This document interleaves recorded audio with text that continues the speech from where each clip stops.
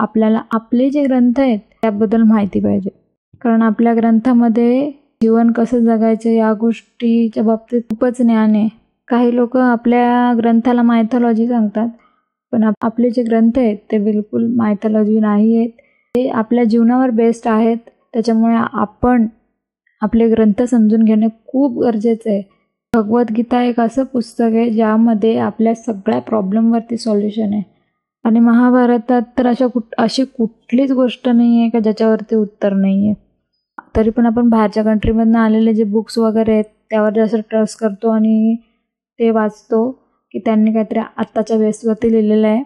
पण आपली जी भगवद्गीता, महाभारत, रामायण ह्या ज्या गोष्टी आहेत ना, त्या आत्तासुद्धा ह्या काळात लागू आहेत आपल्याला.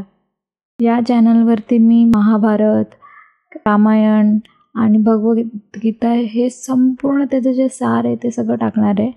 सगळ्या व्हिडिओ येणार आहेत ॲज इट इज जशा आहेत तशा.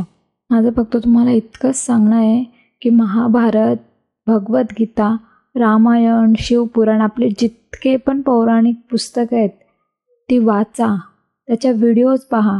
या चॅनलवरती पहा किंवा इतर कुठल्याही चॅनलवरती पहा, पण आपल्याला आपल्या पुराणाचं ज्ञान पाहिजेच.